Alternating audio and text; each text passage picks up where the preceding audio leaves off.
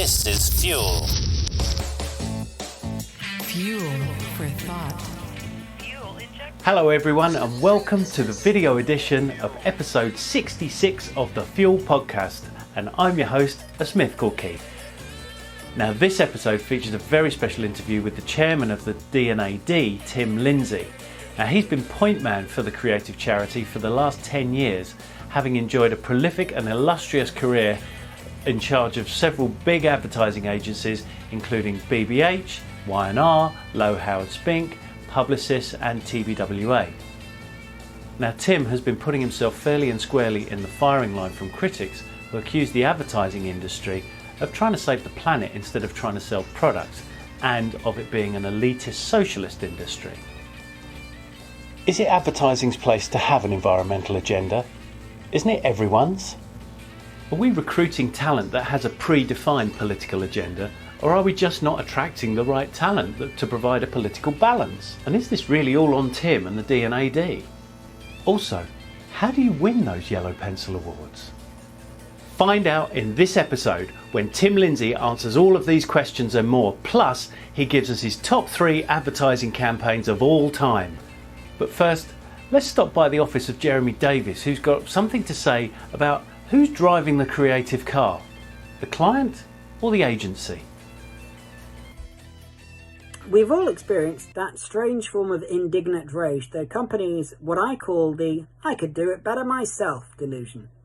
Whether it's a footballer missing an open goal, a pro tennis player double faulting, a reference that will be meaningless to the majority of British listeners because after all, Wimbledon is done this year, a comedian delivering an underwhelming punchline, or, say, politicians failing to deliver on their manifesto promises. And by the way, I do find it mildly hypocritical that the government-controlled Advertising Standards Authority could hold any brand to account over misleading claims in their ads when government manifestos remain the greatest works of fiction since Tolkien laid down his pen, and considerably less realistic. At least, no one actually believes in the manifestos, unlike Tolkien, or tries to enact them in reality.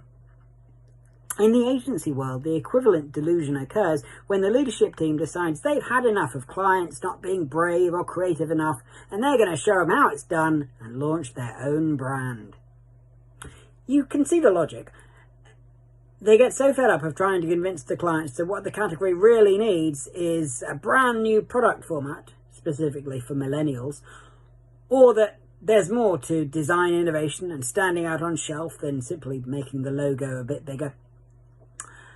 They get so fed up with their prime new business targets not recognising how far ahead of all existing suppliers they actually are, and they think, we'll show them, and by the by, this time next year we'll all be millionaires. The flip side of the coin is the perceived value of this kind of thing as a new business tool. In the opinion of the MD or CEO or anyone else who doesn't actually have to get involved with the mucky business of lead generation, this must surely be the long sought after silver bullet for prospecting. After all, clients are always telling us we need to really understand their businesses, right? What better way to immerse ourselves in their day-to-day realities than having a go at doing their actual jobs? As one agency I worked at put it, we know what you are going through. But you have to understand that clients come to agencies for things they don't know or can't do themselves. What the agency is effectively saying is, we believe we can do your job, but much better and more effectively. That's not going to dent any egos, right? We don't want to be seen as just another supplier. I know, let's turn ourselves into a competitor instead. That'll go down brilliantly. And then they run slap bang into the harsh reality of life as a brand owner. Actually having to get product to market. Actually having to meet things like sales targets or get retail listings. And end up doing exactly the kind of thing they always tell their clients they should never do, like price promotions or special offers, because it doesn't support their carefully crafted brand positioning. And then they confront the even harsher reality of the wafer-thin profit margins on which most of these businesses actually operate. The silver bullet turns out to be a blank, and within a few months, everyone at the agency is bored and moves on to the next big thing. It's largely a waste of time, which could be much better spent selling the same idea to an actual client who's really set up to make it a reality. So take my advice. The next time you take a look at a market-leading brand and think, I could do a better job myself, just stick it in a manifesto, and no one will hold you to it. Our in-depth series about the advertising industry continues this week with a chat with one of the best-known standard bearers for the creative industry, Tim Lindsay. Highly regarded by industry peers, Tim has helmed some of the biggest and most prolific advertising agencies you can think of. He's had pivotal C-suite roles in and chaired agencies such as BBH, Y&R, Low Howard Spink, Publicis UK and TBWA UK. And for the last 10 years, he's been CEO and now chairman of D&AD, the Advertising and Design Awards show and education charity. You know, the one responsible for handing out the highly coveted industry awards known as pencils, which represent the very best in design and advertising. Winning a pencil remains the dream of many a creative director and agency owner. But Tim still likes to refer himself humbly as an old ad man, which does him no justice whatsoever. I wanted to talk to Tim because over the course of the last 60 odd shows, we've been discussing lots of different aspects of the creative industry as it comes under scrutiny for a range of different topics, from virtual pitching and presenting, greenwashing, cancel culture, CSR and brand personality, to BAME, representation and identity politics. And also, most recently, whether the industry is more concerned with saving the planet than it is selling products. Our hit parade of interviews with advertising industry luminaries would not be complete without Tim's expert opinion. So if you want to hear it from the horse's mouth, without further ado, let's crack on and welcome Tim Lindsay to the show. Hello, Tim. Thanks for coming on the show. Thank you for that kind introduction. It truly is an honor to meet you, though. It's fantastic. So I've been looking forward to this for a long time. But so how have you been? Good, actually. I'm lucky enough to live in a very beautiful part of England in a city called Bath. And I'm sitting here looking out at it as we speak. And, you know, we've been in this pandemic for however long it is now, 17 months. And it's been frustrating and tragic and stimulating and interesting, all, you know, sometimes all at the same time. I mean, exactly. And certainly from D&AD's perspective, we've had a very interesting, shall we say, ride, but we're sort of okay. I'm happy to report. Well, I think, yeah, I mean, you've absolutely nailed it. I mean, it's very much it's forced people to think differently, which I think has been a real test for everybody working in the creative industry. But I usually like to kick things off with this question, but I'm very interested on how you would deal with it, because I wanted to get your take on how the sort of public and government handled the pandemic, and no sort of political ambitions here. But I mean, if Boris did call you up for some advice, I mean, given everything that you've seen going through, and being the fact that you're a communications man, what would you say has been your kind of key takeaway from the last 18 months with regards to the way that humans react and messaging and stuff? I mean, my experience is limited to the UK here, so Sure. I'm talking from that perspective. I think the British public have responded magnificently, I have to say, for the most part. I think that they've responded in ways that actually politicians didn't expect them to. I think they've been much more responsible and therefore compliant when asked to make sacrifices. I think the government's, made a lot of mistakes, and speaking of Mr. Johnson personally, I'm not sure that he would even think he was the right person for this particular job. Who could expect it? Who could possibly have predicted it?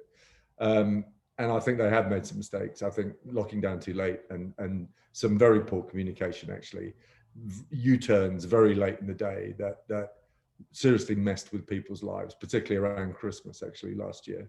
Right. So, but it's easy to be critical, but no one's got a map for this, and either from a business perspective, or in terms of the life and health of the nation, and then you have to say that they handled the vaccine rollout brilliantly, mainly by handing it back to the NHS, actually, who've done a fantastic job. Which was what it was set up to do in the first place, wasn't it? Exactly, and we'll see where that takes us. I think we're at a very interesting, pivotal moment right now with lockdown over, only a high percentage of the population vaccinated, but not everybody, and in particularly not young people. So we'll see where we go. Yeah, no, that's fine. I think it says a lot as well about the in terms of messaging, about if you've got something difficult to say it rather than don't waffle, just say it. Absolutely. And I would have to give a shout out to the scientists and the medical practitioners, Indeed, who have been very forthright in their views, and by and large are more trusted, I would say, than politicians. By and large, definitely more trusted than politicians. Yeah, absolutely.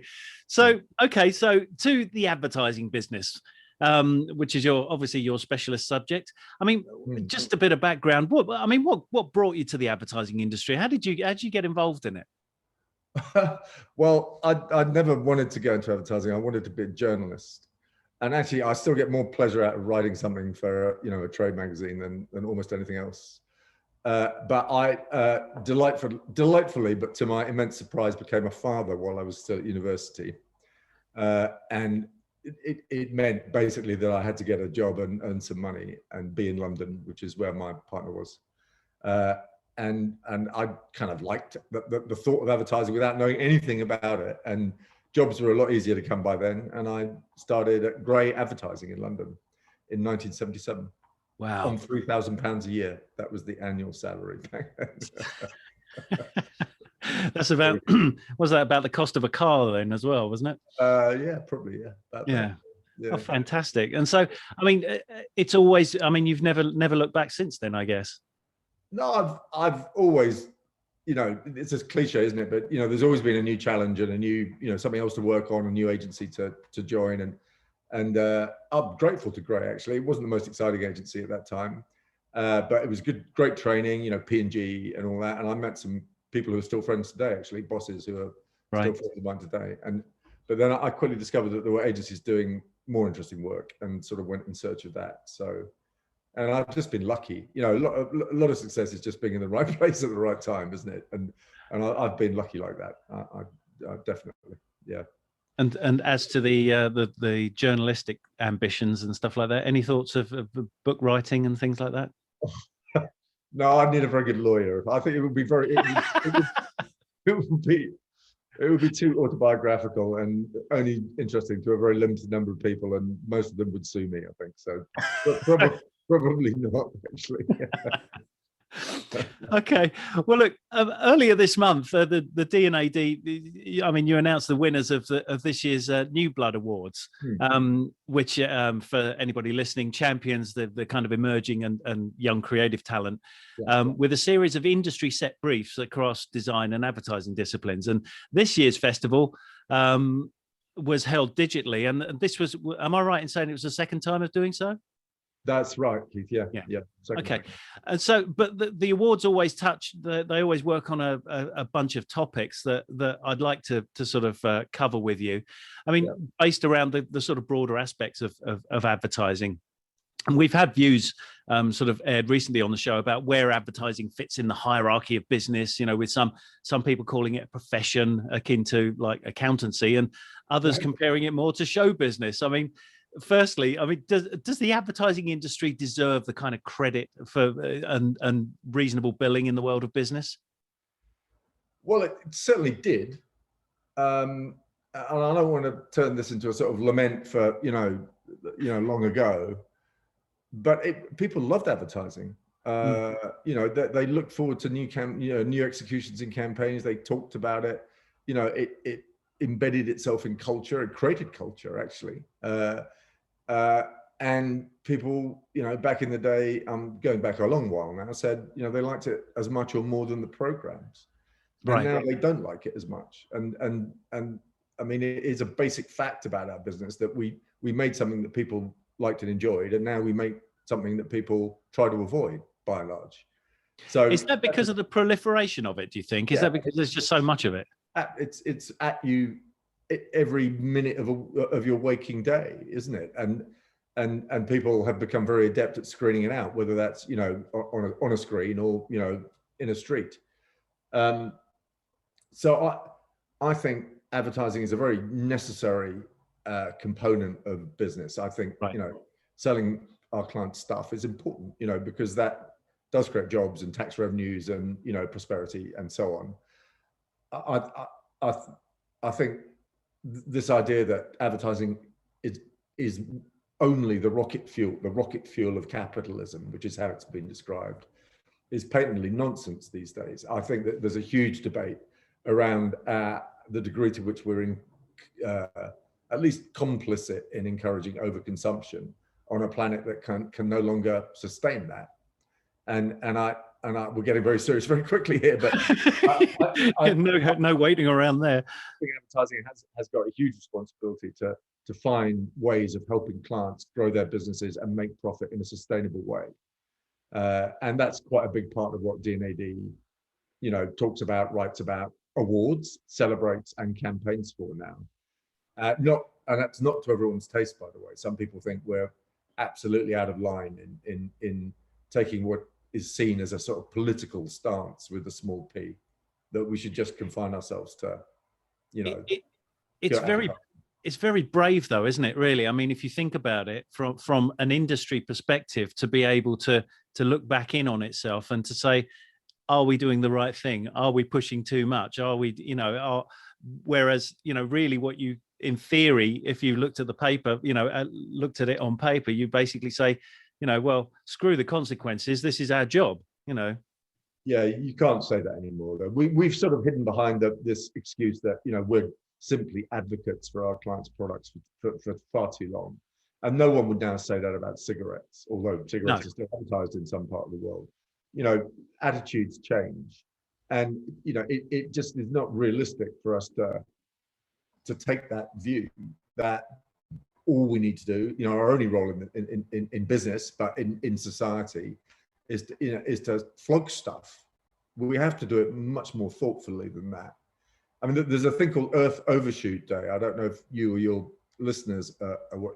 It's the day of the year when we have consumed more resources than the Earth can naturally replenish. And in 1970, it was in late December, and now it's in late July. And if you break it down by country, some countries have consumed more than they can replenish by the end of the first month of the year. And we're behaving as if we have infinite resources, and we don't. Now, technology will help us solve a lot of those problems, but we also have to change our own behavior, both as individuals and corporately and by business sector, I believe. And I don't think many people seriously disagree with that these days. Maybe in the States they do, I don't know. Maybe there's a more hardline attitude to these things in the US. Well, I think that there is a great danger. I think if you just carry on and you think, well, okay, well, this is our brief, so we're just going to do what we were, sort of put in this business to do, then I think there's, in terms of overshoot, there's also an expectation overshoot that the industry's expectation outshoots or overshoots that of the client. And I think that, a great example of that was what happened with Brexit and stuff, because, it's fair to say that a large swath of the sort of UK marketing and advertising community was not in favor of Brexit. And very much like in, what happened in the USA in 2016, there were those sort of sections of society who felt kind of overlooked and forgotten and underrepresented and all that sort of stuff. I mean, do you think that Brexit has kind of changed that view as sort of from the advertising sort of world, in that, maybe there was an area that we weren't paying attention to? I mean, has it allowed it, given a bit of balance, do you think? I think it did underline the things that you've just talked about. I think, and I think there is some truth in the accusation that most advertising people in the UK are located in a sort of metropolitan bubble, and it's an echo chamber, and they don't hear what real people are saying and thinking and experiencing. And there is some truth to that, because again, in the UK and in other European countries, most of the advertising business is concentrated in the capital city. Sure. With the exception of Germany, actually, but and in the States it's a bit more dispersed. So on the other, that's one on the one hand. On the other hand, advertising people are trained to listen to the consumer, and they do it every day. And so just to say that, sections of society are being overlooked by advertisers, I don't believe that that's the case particularly. The one demographic that is quite undervalued is my generation, is the sort of baby boomer generation. And we have quite a lot of the money and quite a lot of the leisure, and quite, you've got most of it, actually. Yeah, exactly. And quite a lot of the kind of discretionary expenditure. And yet it is a market that does historically has tended to be overlooked a bit, actually. And there's been a sort of cult of youth and so on. I think, again, that's being redressed to a certain extent. Yeah. And this was this view was reflected in, I'm sure you read it, Andrew Tender and Ian Murray's sort of empathy delusion. They sort of put forth the argument that the advertising industry was kind of overrepresented by left wing and, underrepresented on the right, and, didn't sort of reflect society's makeup. I mean, how does it make you feel? I mean, are you comfortable with that? I mean, does it make you want to sort of affect some change when you hear that kind of accusation? I'm not quite sure how to respond to that, actually. I'm more concerned about the sustainability issues facing us as humanity. And just to come back to that very briefly, I think this whole B Corp movement, putting people and the planet on the same level as profit, and making profit in a sustainable, I think that is a big part of advertising's future. That's so. I mean, I'm naturally leftward inclined. I would call myself a social democrat. I don't have much sympathy for a lot of the views held by right-wing thinkers, but they should certainly be listened to. And I think there are some very sensible right-wing commentators, again here in the UK, who are, whose views are perfectly acceptable. They just happen to be different from mine. And I think we've slightly, and I don't know whether this is Johnson and Trump and the rise of strong populist leaders, lost the ability to take other people's views on board, even if we disagree with them, and have a civilized discussion about it. I think public discourse has got less civilized over the last 5 to 10 years. And yes, Brexit is a large part of that in the UK, for sure. But I mean, this is the art of the advertising industry, isn't it? Is to be able to put aside your own views and to be able to, I mean, that surely the advertising industry is best placed of all of the different industries to be able to interpret what's happening on the ground, because it really should be able to put aside your own views and think, okay, well, because not every client's you're not going to have the same political opinion as every client. No, and the great creative people, of my time in the business had that ability in spades. People like, John Webster and John Salmon, and, they were populist entertainers, first and foremost. They created work that was loved and which was incredibly successful. I mean, we're going to talk later about, some of my favorite campaigns. They're all populist. They were all absolutely banging the mainstream. And I really still respect the agencies back then that were doing their best work on their biggest clients. Mm-hmm. were the ones that were truly doing great stuff. CDP, Saatchi, JWT, BMP in spades. I think that they were great agencies, and that's exactly what they were doing at the time. I mean, I hadn't planned to ask you this question, so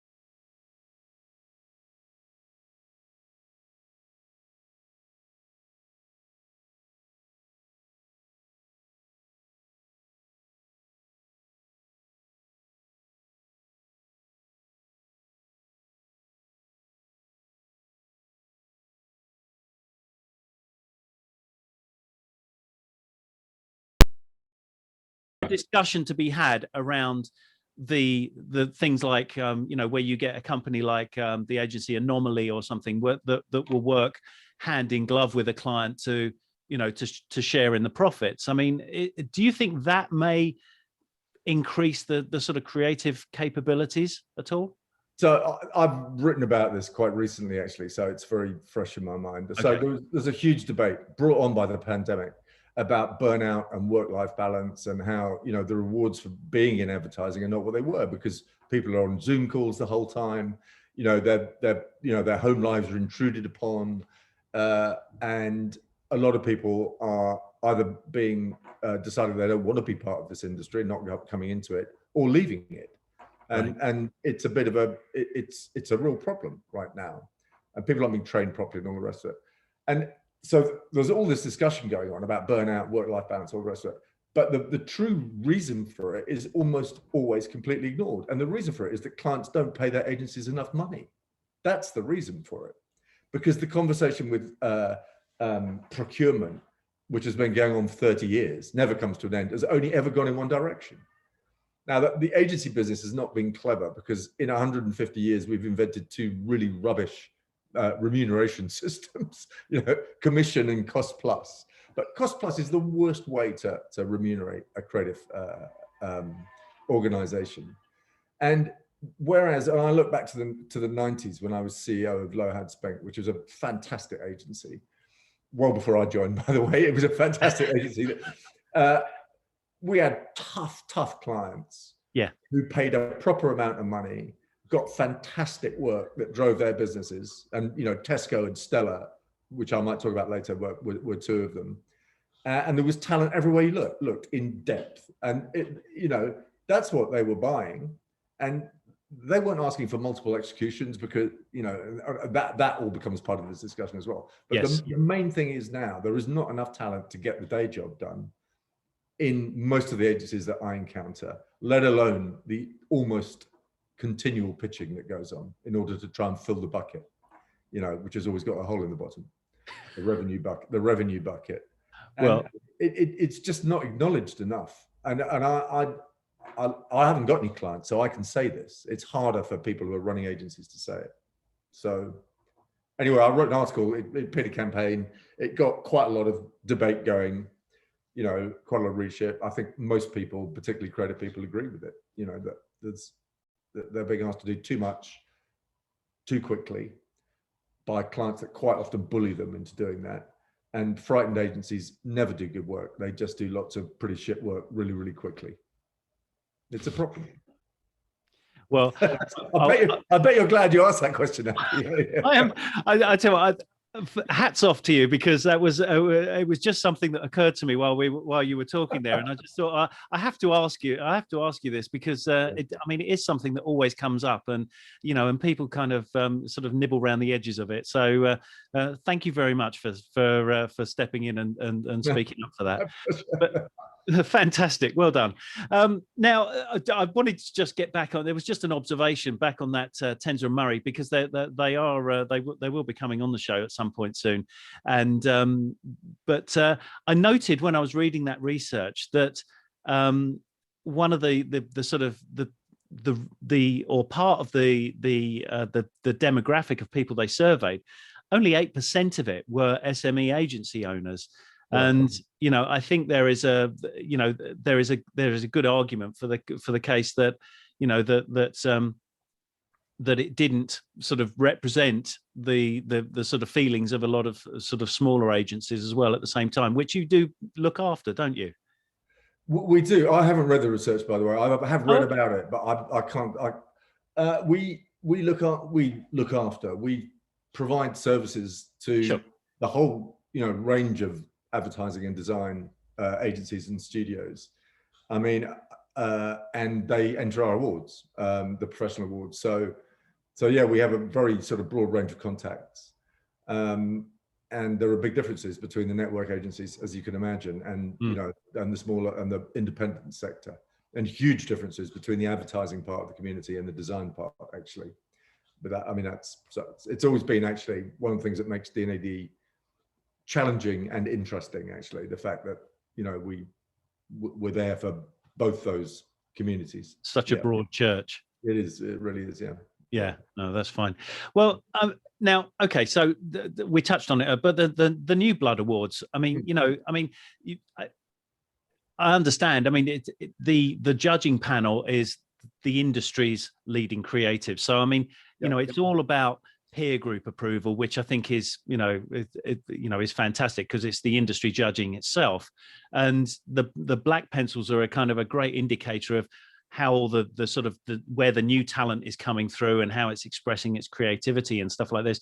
And I genuinely do not know the answer to this, but is the judging panel representative of the younger target market, or I mean, is it effectively a bunch of seasoned creatives saying that that's what they think is important? It's very much the latter. So the way it works, Keith, is we get real companies to sponsor briefs effectively. Right.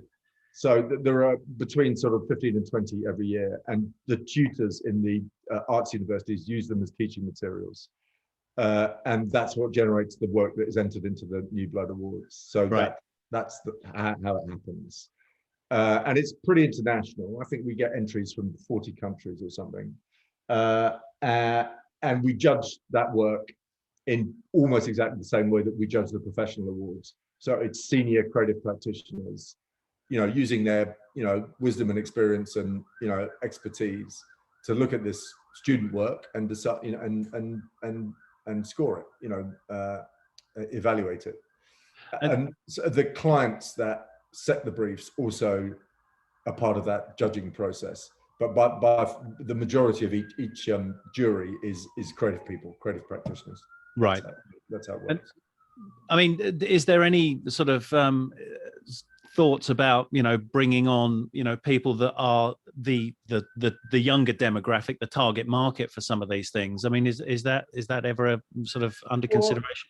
Not really, because they're being asked to respond to these briefs as if they were creative professionals. So some of the briefs may be targeting their demographic, but most of them are targeting, I don't know, soapflake buyers or music listeners, or so each brief has a specific target audience, and not all of them are young, is what I'm saying. Right, I get you. Yeah. All right. Yeah. Well, we'll let the police car go by. Yeah, unless of course it's in your driveway, is it? No, it's not. It's Fantastic. All right. Okay. So here's a quote from the D&AD website. Okay, that the pencils are never handed out unless the work is good enough. All right, which, as far as I can see, I mean that it brings into focus this kind of distinction between a creative campaign and an effective one. Yep. And it might be argued that you can have a brilliantly creative campaign, but it didn't drive up the share price or shift boxes or whatever. Sure. And that you can have an effective campaign that won't win any kind of creative awards, but it did actually make money. So, I mean, are creative and effective, in your view, mutually exclusive? And if not, I mean, do award entries ever get judged in terms of how well they did in terms of money brought in? So I would say that creative and effective were more or less synonymous. Okay. I don't see any conflict. So, but we get into slightly sort of grey areas. So the great creative work in the past, we were talking about this, done by great agencies for their bigger clients, used to win awards and win effectiveness awards. Right. So we don't judge effectiveness at D&AD because there are other award shows that do it better, like the Effies, because it's a different process. You have to ask for, a lot of proof. And the IPA Effectiveness Awards, famously in the UK, very difficult to win. That you can spend a year writing a paper. So we asked two questions really: is it a great idea, and has it been beautifully executed? And the balance between those two things alters depending on whether you're in a craft category or not. But basically, that's how D&AD is judged. And we ask people to sort of effectively sign an affidavit, the enterer, that it was a real brief for a real product, that it ran, and that the client paid for it. Those are the four sort of eligibility criteria, and it has to run within a certain period. Now, I'm always very nervous about talking about this. Some people kind of obey the letter of the law, but disobey the spirit of it. There's no doubt that a lot of awards entries, a lot, not a majority, anything like a majority, but quite a substantial number are done to win awards. It's pretty well known. Yes. And that's really disappointing. It's a bit like drugs in sport, right? It's sort of, people know it goes on, but it kind of invalidates the whole thing and makes it a bit of a waste of time. And that's kind of how I think about it. So we and the other big award shows take a lot of trouble to make sure that we're not looking at scam. But sometimes when you're not, it's still sailing pretty close to the wind. Now, but I think award shows do far more good than they do damage. But that is a difficult area, and you can't stop agencies sort of gaming the system because it's how they keep score. No, and I have to say, sort of in your defence as well. I mean, from the creative people that I've been speaking to, and I mean, who knew that this conversation was coming up, they basically said that, in their view that. And a big name check to the guys at Beehive as well, because they were the ones that put me onto it in the first place. But they very much regard the D&AD Awards as the kind of musicians award, in music, in that it's very much a kind of an industry looking in on itself and sort of saying, okay, well, in our opinion, this is quality, which I think is a big difference. That's really good to hear that, and I love to hear that when we hear it. And I mean, we are, for the creative community, and Cannes did a very clever thing in the early noughties, and they invited clients in, and now it's much more a festival that's about clients and actually ad tech, and the big technology companies. It changes, it's morphed, and they've had to go where the money is because they have shareholders and they need to make money. We're a charity, and we don't have to chase after that. And I do think D&AD has a sort of integrity to it that people truly value, and part of that is the standard of the standing and standard of the jurors and the process itself. So you touched on, because we don't have any quotas, so every year there'll be categories where we don't award a yellow pencil because the work's not there.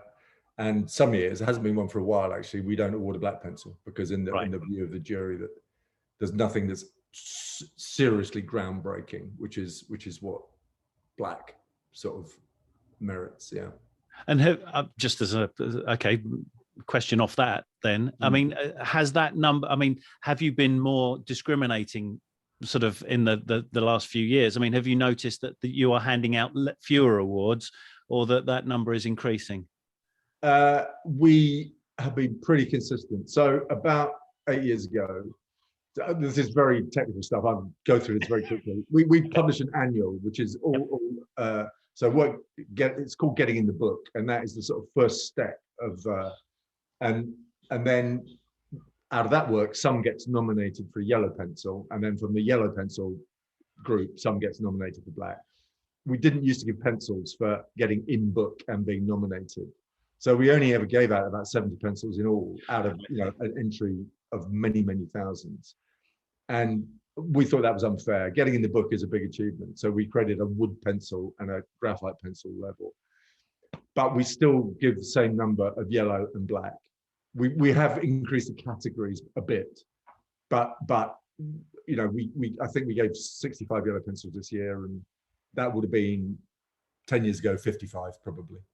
So the sort of sanctity of yellow and black has been preserved, if you see what I mean. Well, and it says a lot, doesn't it, about the quality of creative, that hasn't dropped off in any way, shape, or form. There just seems to be probably more of it, But so, yeah. Well, I wanted to just touch on, because it was something you said to me a while ago that I thought was quite interesting, and that and it also feeds back into the kind of underrepresented people. But I mean, you do run, the D&AD runs a night school for people without qualifications, because obviously there's a lot of talk about the exclusivity of the advertising industry. But I mean, you are aware of that, and you are taking steps, aren't you? Yes, thank you for mentioning it. So the sort of background to that is, certainly in the UK and the States, we work in a kind of very white, very middle class industry. and it's not ethnically diverse, and it's not actually very demographically diverse as well, as we've sort of touched on this earlier. Actually, it's got worse, not better, for two main reasons. One is the cost of living in big cities like London and New York, and the cost of education, tertiary education, which was not a cost previously and now is. And so you used to get a lot of working class, mostly blokes, who got an O-level in art and went to their local art college and then came to work in advertising in London.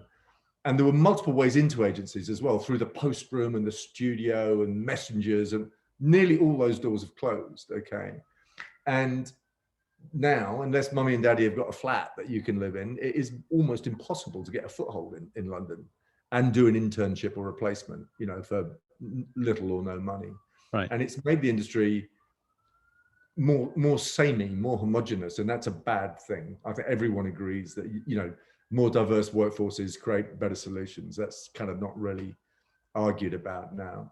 So we started a night school, 12-week night school. It's a night school so people, if they've got a job, don't have to give it up until the end. We look in all kinds of weird and wonderful places. People have to have a creative talent and a project of some sort.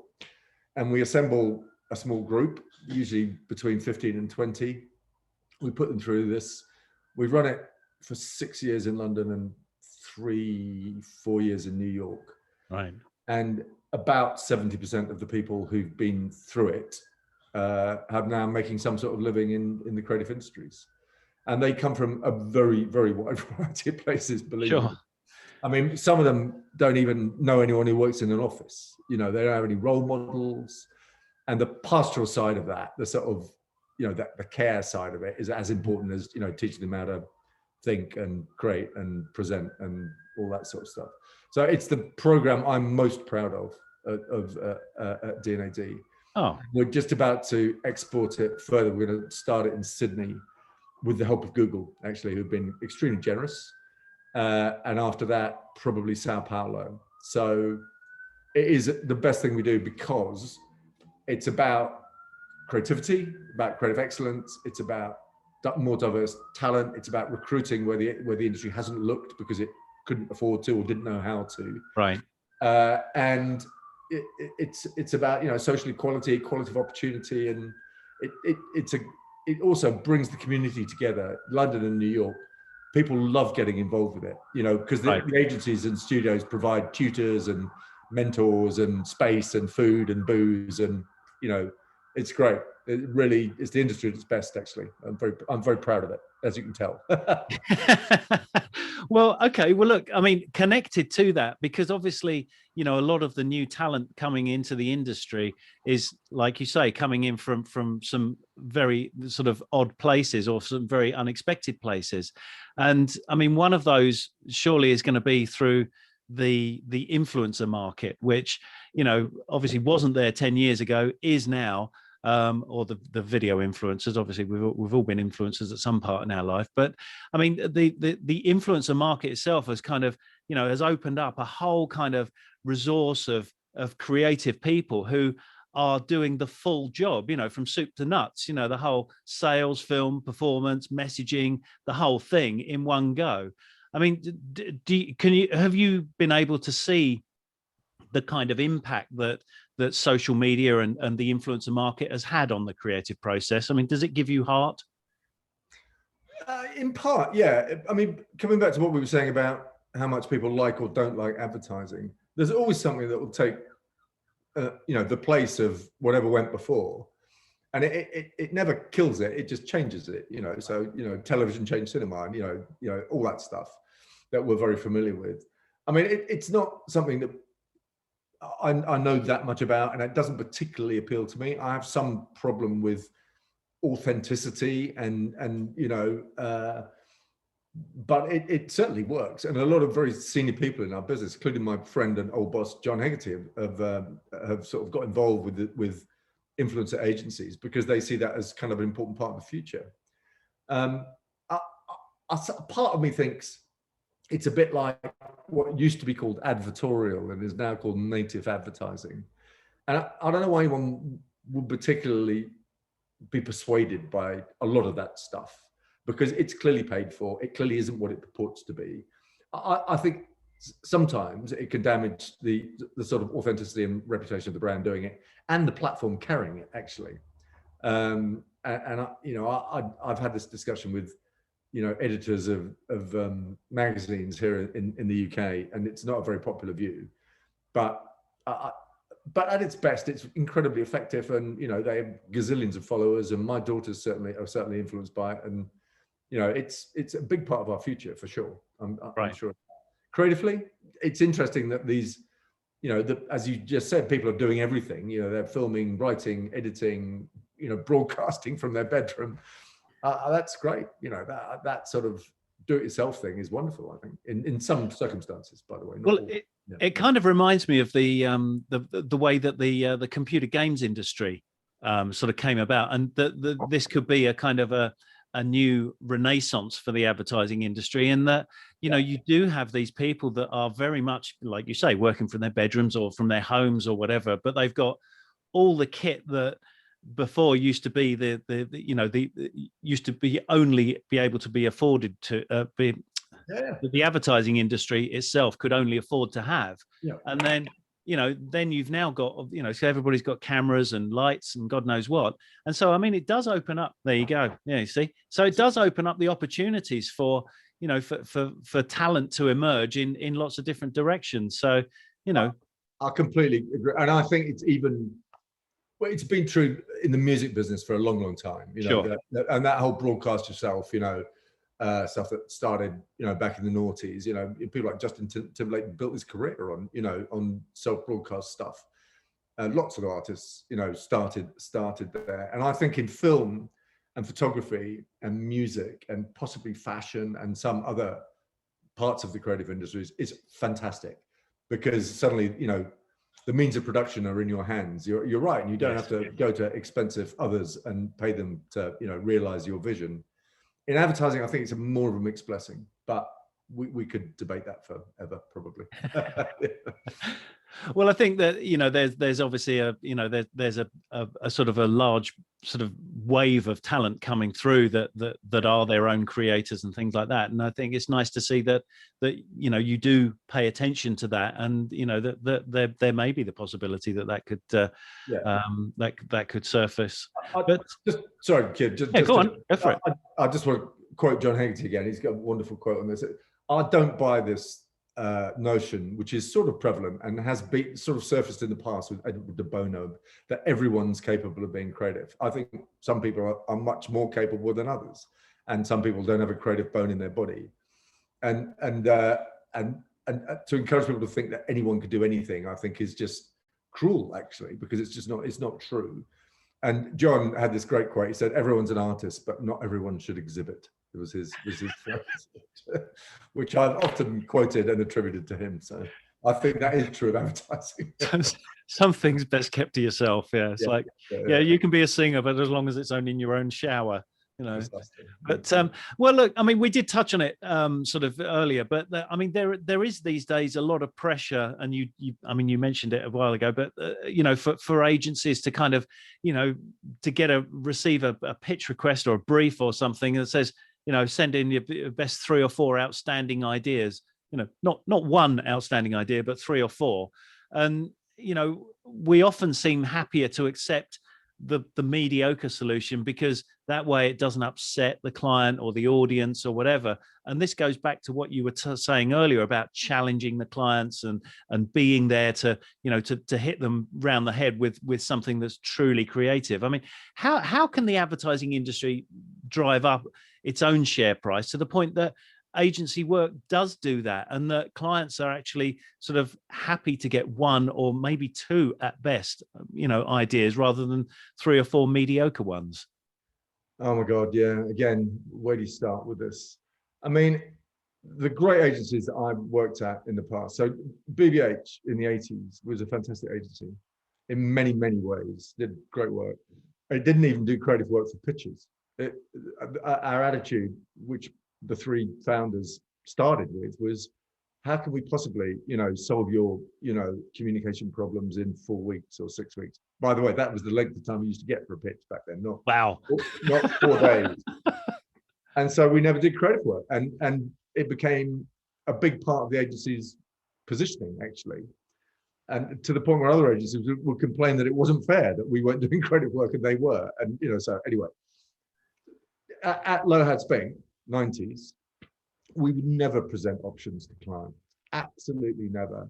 And then there was a very famous agency here called Howell Henry, HHCL, came along.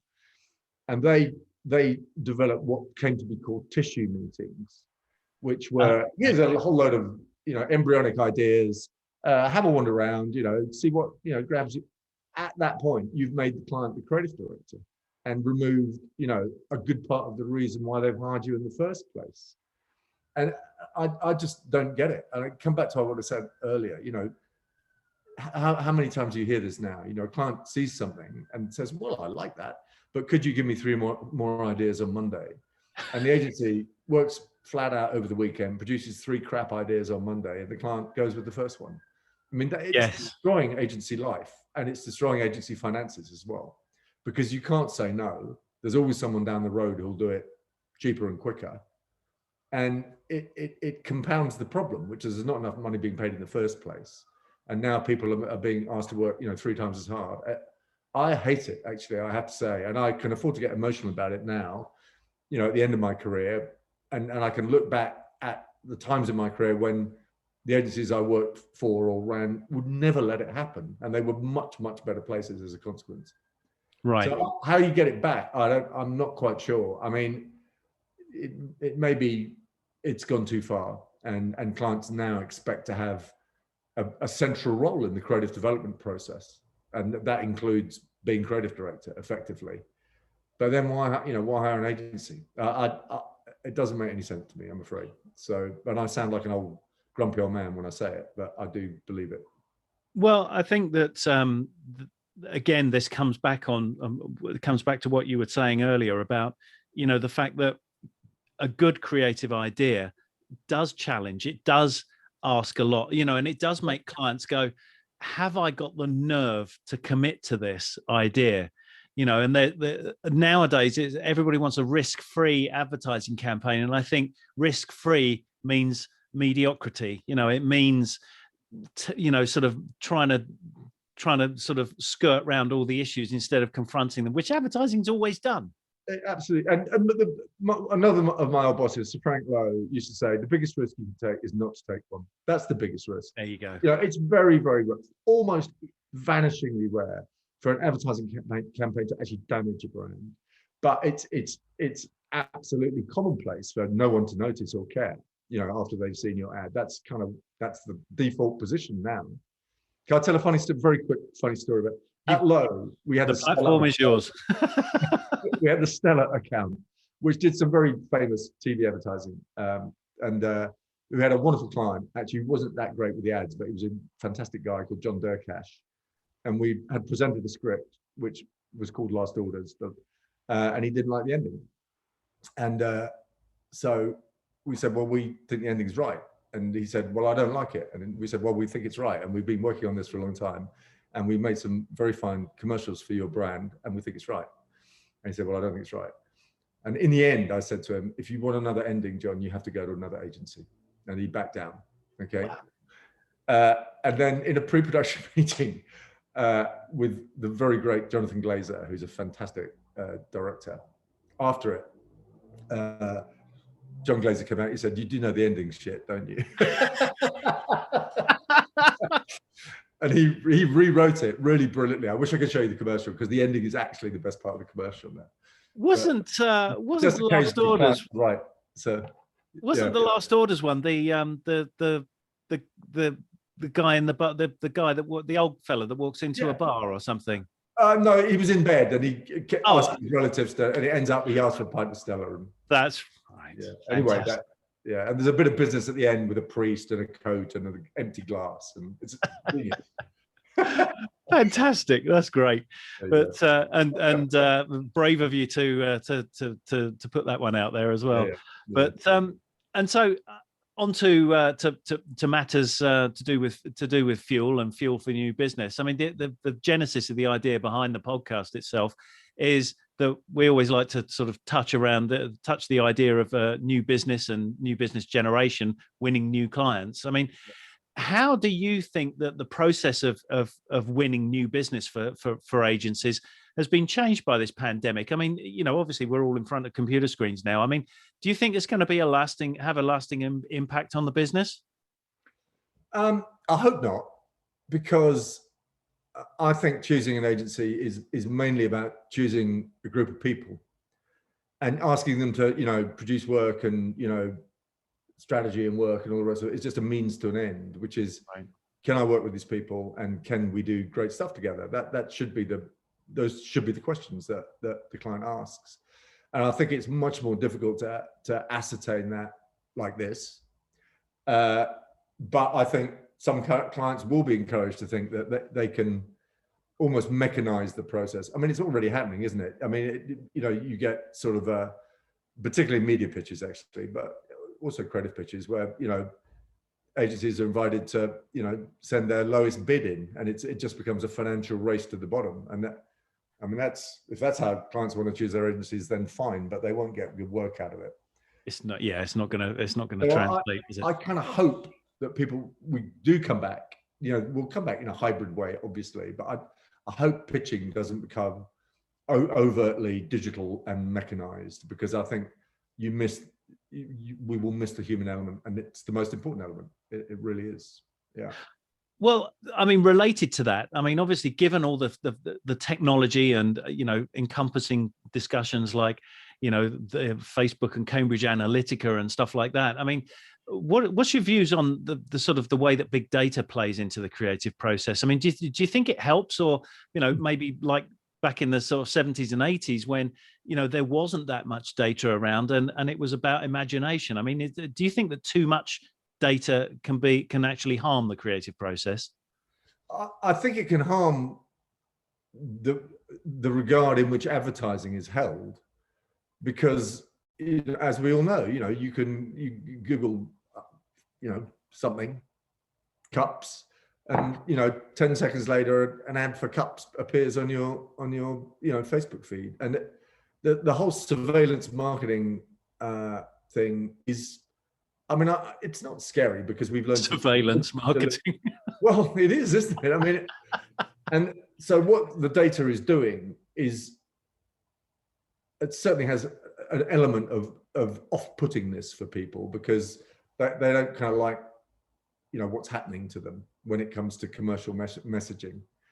And so I think that is part of what is sort of killed the golden goose, or is in the process of killing the golden goose. Overexposure, people feeling they're being watched the whole time. It's a slightly uncomfortable experience for some people. Equally, I think the big tech platforms telling us what optimal time lengths are and that sort of thing, it's a bit reminiscent of Procter & Gamble back in the 60s, kind of trying to sort of make rules and regulations for television advertising back then. It's got to be 30 seconds, the product has to appear in the first 2 frames, logo has to be this bit, all that stuff, which was a real deadening effect on creativity generally. And, until DDB came along and sort of revolutionized, TV advertising in the US, DDB and others. So I see a lot of the kind of rules that some of the tech platforms are putting out there, to optimize your efficiency, as being equally sort of deadening when it comes to creativity. Yeah. Because it doesn't allow for much experimentation or, trying to do things differently. I do think advertising in general is finding it harder to engage people. And it isn't the cultural phenomenon that it used to be. There are huge exceptions, obviously. And, we'll look back actually on the sort of years, I don't know, take your pick, 1970 to 2000 as a strange aberration when people let strangers into their rooms in the evening to sell them stuff. And of course, as Frank Lowe used to say, if you are going to intrude into someone's living room of an evening, then you have to behave decorously. You have to be civilized. You have to entertain, in order to get the reward of someone's attention. And another colleague of mine, Paul Weinberger, used to say it's like gift giving. I'll give you this, this gift of entertainment or information or enlightenment in return for, you give me 30 seconds or 45 seconds or 60 seconds of your attention. And it is a bit like that, actually. And we've forgotten that there's a contract out there, that it's a two-way street, and I have to give you something in return for you giving me something. That bit's gone, I think, largely. Wow. Well, that being said, I mean, I come on to a question which I've been dying to ask you about this. If you could pick 3 top creative campaigns throughout your career even before that, but I mean, what would they be? What are your 3 top creatives as far as you're concerned? Okay, well, they're all UK, I'm afraid. So That's fine. But and they're all things that I worked on as well. But so the first one will be Levi's. I said at the beginning that being successful is about being lucky enough to be in the right place. Yeah. I joined BVH to be the account director on whatever the third piece of business was going to be, and it was Levi's.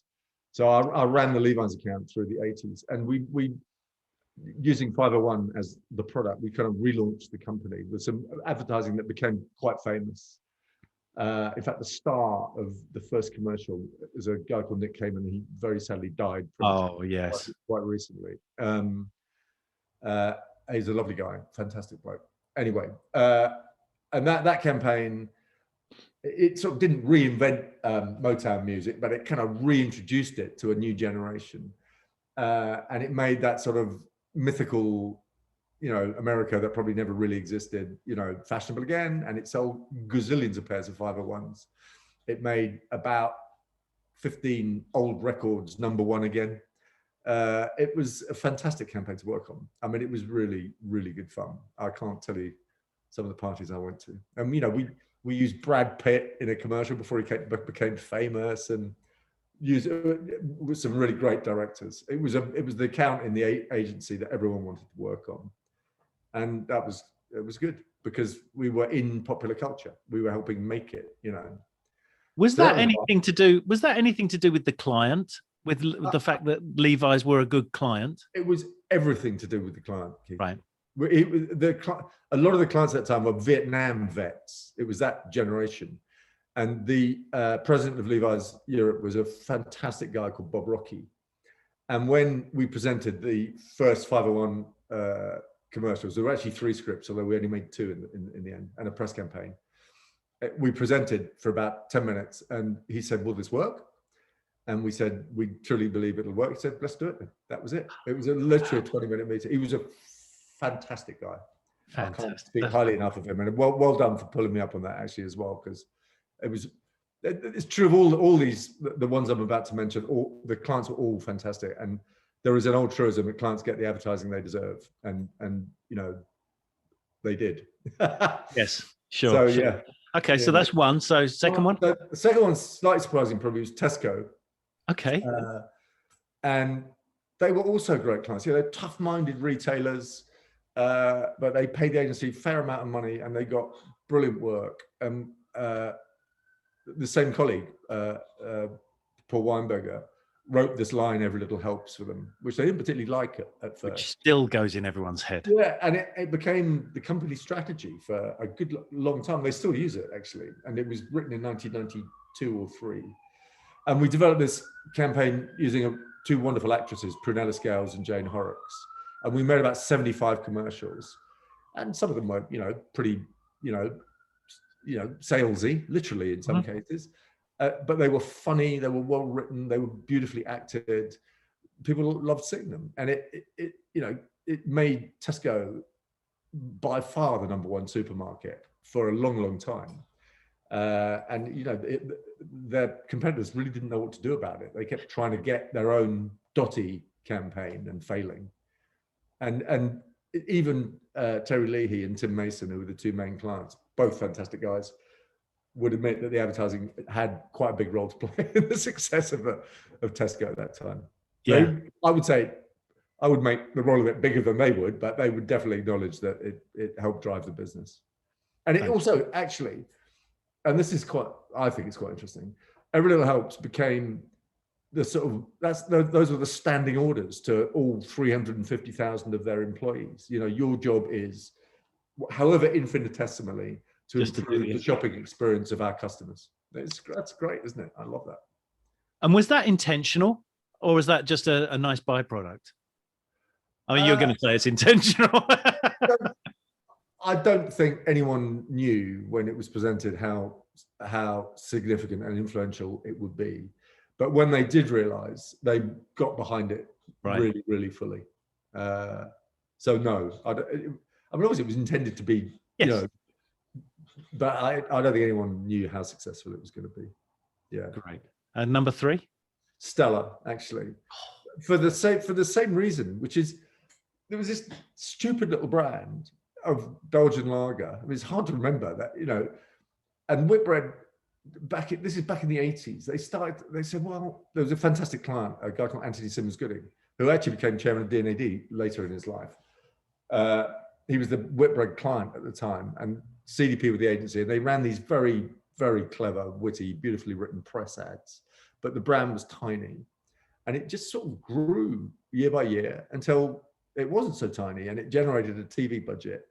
And we did this series of TV commercials. We only used to make about one a year. They were incredibly expensive.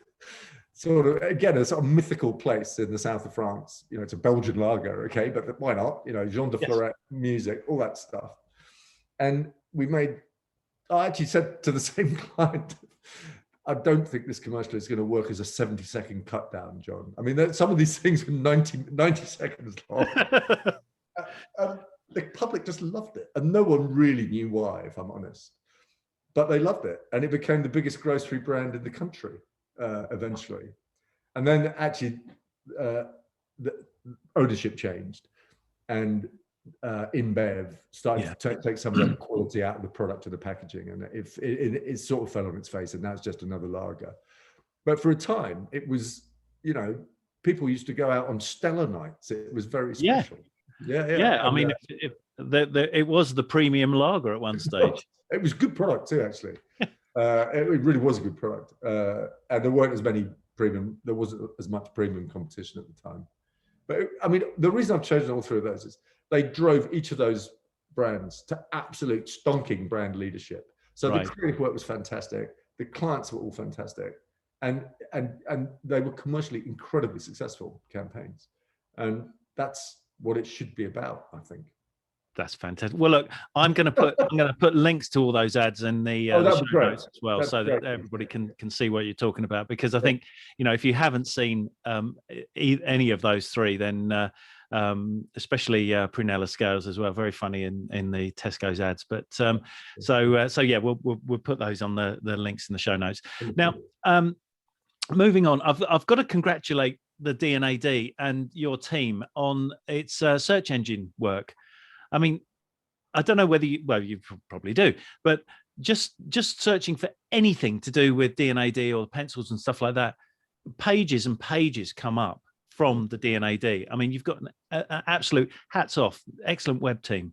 Thank you. But so, I mean, we live in a time when, you know, you can get an award for anything these days, and in the main, they sort of tend to be used as methods of sort of selling seats at expensive dinner tables. But the you know, as we said before, the D&AD awards are probably kind of the most cherished and sought after because they are the industry judging itself. And you know, as I've said, you know, they are the advertising people's advertising awards. But I didn't realize they've been going since 1963, which is very, very impressive. What was the first one? What did the first Yellow Pencil Award go to? Well, it's slightly. I do have an answer for this, by the way, because you were kind enough to warn me that you were going to ask this. So D&AD was started by designers, actually, about advertising people very quickly, sort of like the look of it, and kind of jumped on the bandwagon and took it over, sort of thing. And the first D&AD annual was actually a 16-page exhibition guide. And the reason it was started actually in '62 was when it was formally begun, was because there was, you know, massive change happening in music and fashion and photography, and, you know, the world was changing, and advertising and design were changing as well. And younger creatives had no way of getting their name attached to their work, and that's actually why it was started. and there was photographers were involved as well at the time. And the first pencil was awarded to a Shell ad, I think. I've tried to find it and I can't.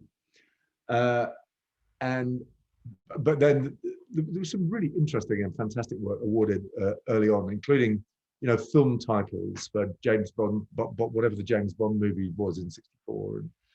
And I mean, it was a really eclectic, a lot of very eclectic work entered, not just advertising, not just conventional advertising and conventional design, but there was a Shell ad that was officially won the first pencil. There you go.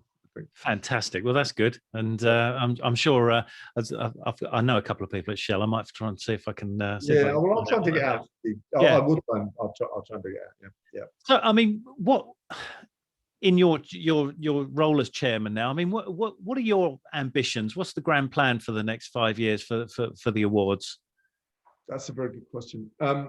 Well, if you'd asked me a year ago, the ambition was survival. Actually, we were. Because a lot of our revenue was attached to physical events, we suffered quite well. We didn't suffer.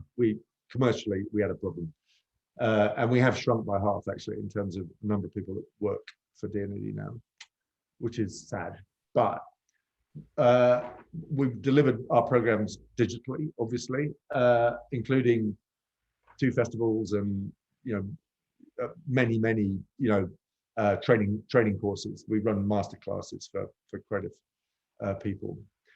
My ambition would be to maintain the sort of dignity, sanctity, and integrity of the awards themselves, of the pencil itself, actually. Yes. Because everything we do comes from that. And as CEO or chairman, or actually whatever you do at D&AD, your number one job is preserving the integrity of the pencil and all the things that flow from it.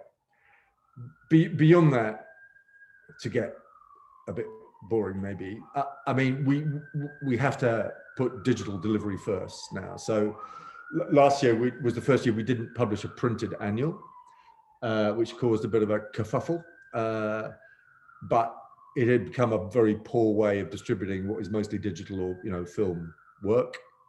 And the digital annual, which is a much richer product, full of interesting interviews and stuff from makers and trend reports and so on, has been accessed by 75,000 people around the world. Wow! Versus the annual at probably a couple of thousand, including I'm just searching for the figures in my head here. About 60,000 of that 75 were kind of first timers to the D&AD website. So. And it's free.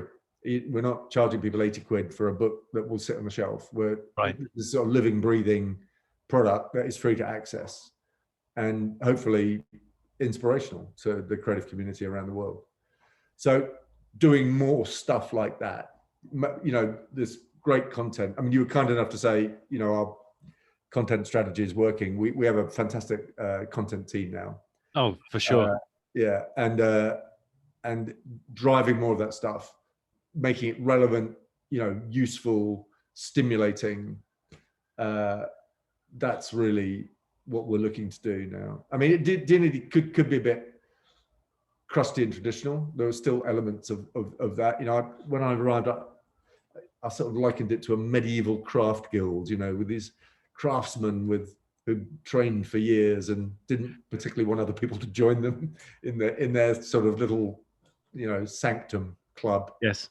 And we have to be for everyone, and that's, but still special. That's the challenge. Yeah. Well, that's the balancing act. And I think that, it's the way that you've rolled out, the way that you've responded to the pandemic, and the way you've had to kind of fight for your own survival, I think has been, has created some conditions that will allow you to kind of, to make it more of a, or to open it up to more and more people. And so, I think that's to be, to be to your credit as well. So congratulations for that as well. Well, I hope so. I think it'll be fantastic. And, I look forward to seeing how this all rolls out. So, Anyway, well, we're on to the final approach now, and so all the tough questions are over now, Tim. So you can just relax and crack open a Stella if you want.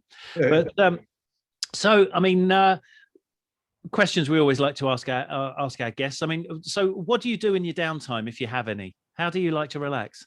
I've got 4 children, all adults, and they keep me amused, and hopefully vice versa sometimes. I kind of do a lot of cooking. I'm head chef in our house. Fantastic stuff. And it was I mean, it's been for the last sort of 10 years or so. My son, who's the eldest of my 4 children, is a chef, and so somewhere in the gene pool somewhere. And I just love cooking, and I find it incredibly therapeutic. And my wife, who's a perfectly good cook, doesn't particularly enjoy it, so I tend to do it. So what's your signature?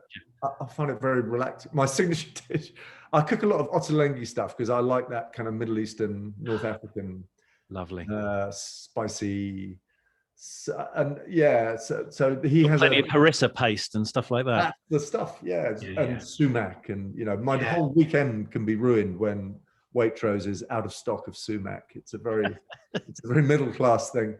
So my signature dish is something called 3 rice chicken salad, which doesn't look great, but it's the crack cocaine of salads. It's absolutely irresistible. So 3 rice chicken salad, I'd recommend it to. Do you have to make it in advance? Is it a cold thing or? You just have to roast a chicken and throw a load of spices and herbs in and rice, and it's really, really good. Yeah.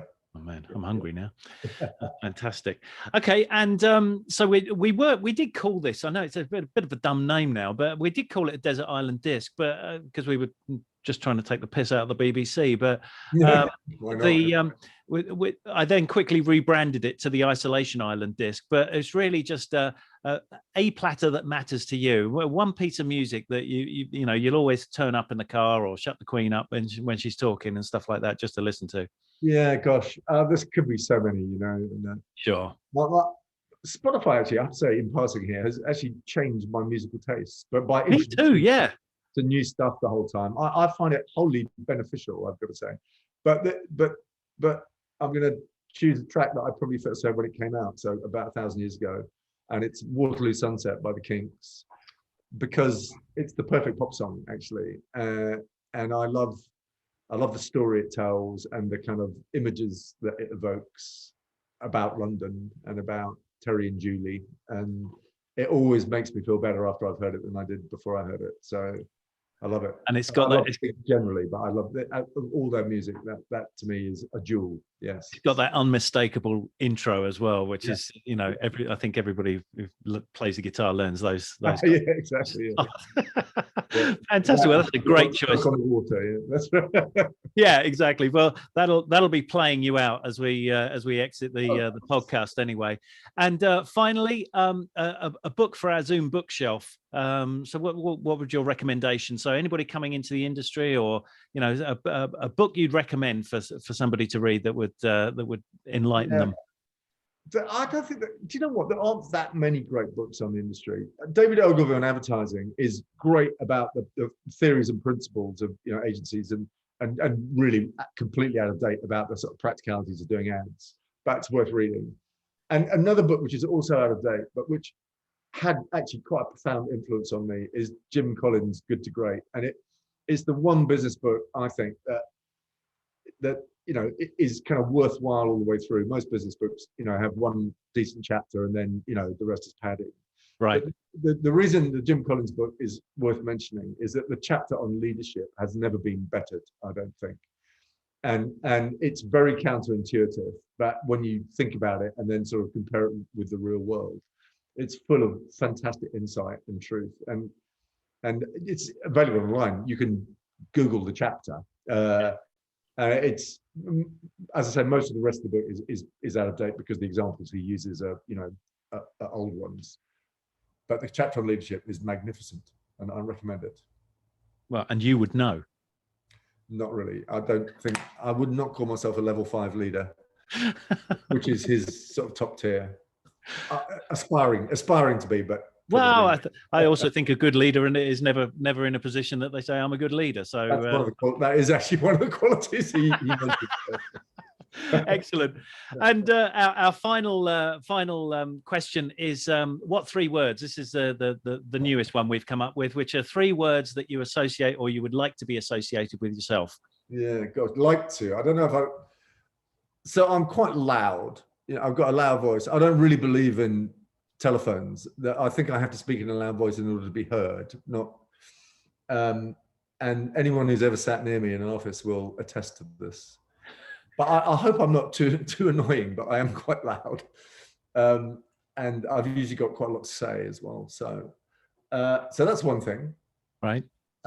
I think I'd be considered by most of my contemporaries, you know, certainly the ones that went into investment banking and the law and so on, to be reasonably left wing. I mean, I'm a social democrat. I believe in sort of European social democratic values.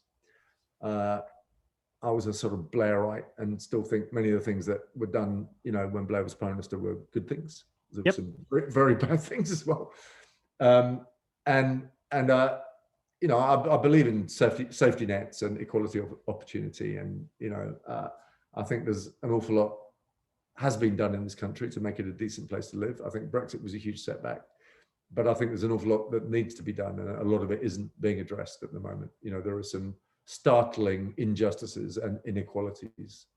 And we'd be a better country and a happier country if they were addressed. And then I'm also quite lazy. I haven't picked them just because they begin with L. It's just a coincidence. So you know, I've loved working at D&AD, but it's a 3-day-a-week thing. So I've done a few other things, you know, non-exec directorships. And I don't sort of go looking for work. I think it's better to kind of work smart than to work long hours. I definitely don't believe in presenteeism. You know, just and I've worked hard in my life. Don't get me wrong. You know, done what's needed to be done. But as I come to the end of my professional career, I'm quite enjoying the leisure time, actually. And thoroughly well deserved, I've got to say. I don't know. It's only advertising, isn't it? But fantastic. I am enjoying, you know, lazing about a bit, reading books, you know, listening to music. Okay, so we've got loud, lazy, and left, right? Okay. Yeah. Now, do you know what we do here? All right. No. Okay. What 3 words? You're aware of the search engine, the what 3 word search engine? Okay. Well, if you put those into the search engine, you are not going to believe what happened. All right. You gave me those 3 words. All right. I'll put them into the what 3 word search engine. And they come up with, that puts you 30 miles away from me in Muncie, Indiana. What are the odds? What are the odds? Of all the places in the world, all right, those 3 words put you 30 miles away from me in Indiana. Also, that's hilarious. We awarded what 3 words a black pencil back when it launched. So there's a link there. Yeah. Well, I did not know that. Yeah. They'll probably kill me for copyright or something for using them. Anyway, Tim, what can I say? This has been absolutely fantastic. It's been a rollicking ride talking to you, and I really do appreciate you putting the time aside. And I hope they catch whoever it is they're chasing after and outside. But it's been so informative, and I really do appreciate you putting the time aside. So thank you very much indeed, and I hope we get to do this again some point soon. Love to. I really enjoyed it, Keith. Thank you very much. Thank you, Tim. Take care of yourself. Bye. Thank you very much, Tim. I really enjoyed talking to you, and I hope we get to do it again soon. And thank you for all the work that you do on behalf of the creative industry. That's it for this show. Thanks to Team Fuel, that's my co-producer Donna Smith, the band The Prospectors, and all IT support provided by the great team at Quijibo Design in downtown Indianapolis, USA.